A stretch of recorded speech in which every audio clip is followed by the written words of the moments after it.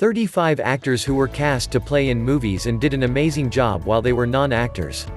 Even though it might seem fair to assume that a professional with a considerable amount of experience is always the best choice for a job, at times, it's not necessarily the case. Especially, in terms of acting.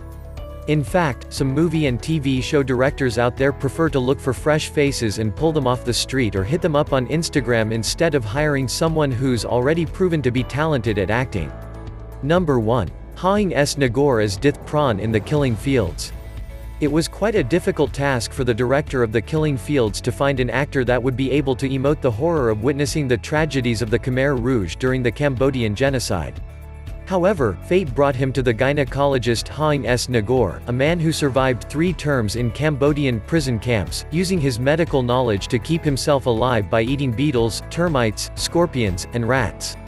Nagore is one of the only 2 non-professional actors to win an Academy Award in an acting category. Number 2.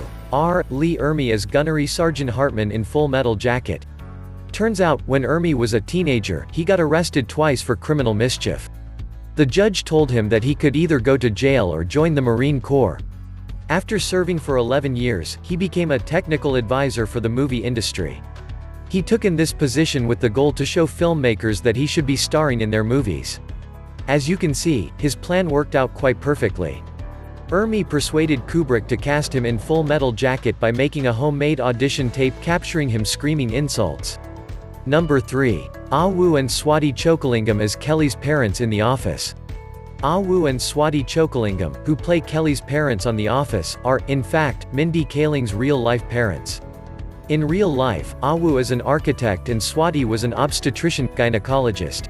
Number 4. Kathy Sean as Nurse Boki in Grey's Anatomy. Turns out, Anne, who plays the nurse Boki on Grey's Anatomy, is a scrub nurse in real life and continues working with open-heart surgeries in Los Angeles. Number 5. Barkhad Abdi as Muse in Captain Phillips. After seeing a commercial on a local Minneapolis TV channel, Abdi showed up to a casting call for background characters. Instead of that, he got offered one of the main roles. Before entering the film industry, Abdi sold mobile phones at his brother's shop at a mall in Minneapolis and worked as a limousine driver and as a DJ. Number 6. Dave Bautista as Drax in Guardians of the Galaxy. Bautista is a retired professional wrestler, former mixed martial artist and bodybuilder. Even though Drax wasn't his first acting role, it was his first leading part in a massive blockbuster. Number 7. Harold Russell as Homer Parrish in The Best Years of Our Lives. Russell was a Canadian-born American in World War II. In a demolition mishap, he lost both his hands and was given 2 hooks instead of them. In 1945, Russell was featured in Diary of a Sergeant, an Army film about rehabilitating war veterans. After seeing the film, the director William Wyler offered him the role of Homer Parrish in The Best Years of Our Lives. Russell is one of the only 2 non-professional actors to win an Academy Award in an acting category. Number 8. Jameela Jamil as Tahani in The Good Place. While Jamil was working as a writer at 3 Arts, her agents told her that the co-creator of Parks and Recreation, Michael Schur, was looking for a British actress for a new upcoming comedy series. After auditioning, Jamil got the role. Before the acting career, she was working as a model and a radio host. Number 9. Lenny Kravitz as Cinna in The Hunger Games. Kravitz is an American singer-songwriter, multi-instrumentalist, and record producer who was invited to play the part of Katniss' creative stylist, Cinna, in the first 2 Hunger Games movies. Cinna is the most beautiful being in Hunger Games. Who needs all the fake Botox? Number 10. Danny Trejo as a boxer in Runaway Train. Trejo was a youth counselor that was brought in on the set of the action thriller Runaway Train to help a cast member with his substance problem. He got noticed by the director of the movie and the writer of the screenplay and was offered the role. Number 11. Vinnie Jones as Big Chris in Lock, Stock and Two Smoking Barrels. Vinnie Jones is a former professional footballer known for his hard man image on the field. His acting career began with Lock, Stock and Two Smoking Barrels and continued with other roles, usually those of fearsome demeanor and physical characters. Number 12. Stu Rutherford as Stu in What We Do in the Shadows. Rutherford worked as an IT technician. To make his performances as natural as possible, he was told that he'd simply be the team's IT guy while starring in a small part of the movie. Rutherford did not realize how much he was in the film until the premiere. Number 13. Darlene Cates as Bonnie Grape in What's Eating Gilbert Grape. Before being offered the role, Cates was a daytime talk show guest where she discussed her battle with obesity and how it had affected her life. The screenwriter Peter Hedges noticed the woman and thought she'd be the perfect person to play the main character's housebound mother in What's Eating Gilbert Grape. Number 14. Yalitza Aparicio as Cleodageria Gutierrez in Roma. Before being chosen for the role, Aparicio was a schoolteacher. She is the first indigenous American woman and the second Mexican woman to receive a Best Actress Oscar nomination. Number 15. Charlton Copley as Wickus van de Merwe in District 9. Before being offered the role, Copley was working in the entertainment industry as a small-time producer. Copley was offered the role by his friend Neil Blomkamp, who was also the director of District 9. Number 16. Frank Silva as Killer Bob in Twin Peaks. Silva was a set dresser. He worked on Twin Peaks when the director David Lynch realized that Silva might have a place in the show. He asked Silva if he was an actor. Silva said yes, and the rest is history. Number 17. Harry Styles as Alex in Dunkirk. Styles is an English singer and songwriter, mostly known for being a part of one of the best-selling boy bands of all time called One Direction. In 2017, Harry was chosen to play the role of a British soldier named Alex in Christopher Nolan's war film Dunkirk. Nolan said that Harry was chosen for the part not because of his fame, but because he fit the part wonderfully and truly earned a seat at the table. He was excellent on SNL. I can only imagine he'll have an acting career alongside his music career. Number 18. Jay Davidson as Dill in The Crying Game. Davidson, a fashion model, was drunk at a party when someone came to him, gave him a number, and asked him to call if he'd like to be in a movie. And that's how Davidson got offered the role of the transgender woman Dill. Number 19. John Matuszak as Sloth in The Goonies. Matuszak was an American football defensive end in the National Football League. In the 1980s, he started appearing in films and on television, often portraying football players. His most well-known role is the deformed captive sloth in The Goonies.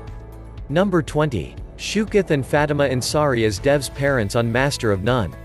Shuketh and Fatima Ansari are Aziz Ansari's real-life parents as well as being his character's parents in the series. Number 21. Gilbert R. Hill as Inspector Douglas Todd in Beverly Hills Cop. Hill was an American politician and police officer.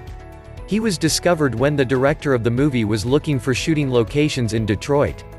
Number 22. Henry Golding as Nick Young in Crazy Rich Asians. Golding was a show host when he was offered the role of Nick Young. The accountant that was working in the film's Malaysian production office suggested Golding, who she had met a few years before. Number 23. Rob Brown as Jamal Wallace in Finding Forrester. Turns out, Brown arrived at a casting call for extras during pre-production on the 2000 film Finding Forrester. Instead of that, he was offered the leading role. Number 24. Dean Brooks as Dr. Spivey in One Flew Over the Cuckoo's Nest. Brooks was an American physician. In 1975, he was the head of Oregon State Hospital, the place where One Flew Over the Cuckoo's Nest was filmed, and that's why he stars in the movie. Number 25. Miyavi as Sergeant Mutsuhiro the Bird Watanabe in Unbroken. Miyavi is a Japanese guitarist, singer-songwriter, and record producer. In 2014, he was offered a role in the movie Unbroken by the director Angelina Jolie. Number 26. Björk as Selma Jezkova in Dancer in the Dark. Björk is an Icelandic singer, songwriter, record producer, and DJ. Björk was asked to write and produce the musical score for the film Dancer in the Dark, and eventually was asked to play the leading role of Selma. Number 27. LeBron James as himself in Trainwreck. In 2015, the professional basketball player LeBron James was invited to play a comedy version of himself in the movie Trainwreck, and absolutely nailed it. NL. Number 28. Hunter Schafer as Jules in Euphoria. Hunter Schafer is an American fashion model and LGBTQ rights activist. Schaefer has modeled for Dior, Miu Miu, Calvin Klein, Tommy Hilfiger, Coach, Vera Wang, Marc Jacobs, Versace, Emilio Pucci and many other famous fashion houses. In 2019, she was offered the role of Jules in HBO's Euphoria. Number 29. Bria Vinate as Haley in the Florida Project. Sean Baker, the director of the Florida Project, spotted Vinate's Instagram post and decided to approach her. Bria was offered the role, and after 3 weeks of acting classes, the filming began. I loved this movie so very much. Sean Baker perfectly captured the breeziness of an unfettered childhood. I saw it twice in a movie theater and have also watched it on Netflix. If you love movies, this one is a must. Bonus, Willem Dafoe in a non-creepy role. Number 30. Abraham Atta as Agu in Beasts of No Nation. Atta was discovered by the director Cary Fukunaga in Ghana while skipping class to play soccer. Number 31. Gary Stevens as Jockey George Woolf in Seabiscuit. Stevens is an American thoroughbred horse racing jockey who played the jockey George Woolf in 2003 movie Seabiscuit. The producer Frank Marshall and the film's director, screenwriter and co-producer Gary Ross approached Stevens at the Santa Anita Park racetrack where they went for research. And even though Stevens turned them down at first, they managed to convince him to take the role. Number 32. Felicia Pearson as Felicia Snoop Pearson on The Wire. Pearson had a tough childhood and when she was only 16 years old, she was convicted of second-degree murder after the shooting of a girl named Okia Toomer and was sentenced to 2 8-year terms. After 6.5 years, she was released from prison. Pearson was offered the role on The Wire after she met Michael K. Williams, who played Omar Little on the show, and was invited to come to the set, where she met the writers and the producers. Number 33. Sasha Lane as Star in American Honey. Lane was at the beach in Miami when Andrea Arnold, the writer-director of American Honey, approached her and offered her the role of Star. Before becoming an actress, Lane worked as a waitress at a restaurant. Number 34. Kevin Garnett as himself in Uncut Gems. Garnett is an American former professional basketball player. Garnett was approached by the Safdie brothers, the directors of the thriller, and was offered the part. Number 35. Thomas Horn as Oskar Schell in Extremely Loud and Incredibly Close. Horn was participating in Jeopardy! Kids Week when he was noticed by the producers and offered the role of Oskar Schell in the 2011 movie called Extremely Loud and Incredibly Close. What do you think of our video? Let us know in the comment section below. If you enjoyed this video and want to hear from me again, be sure to hit that subscribe button and turn on notifications before you go. Thanks for watching.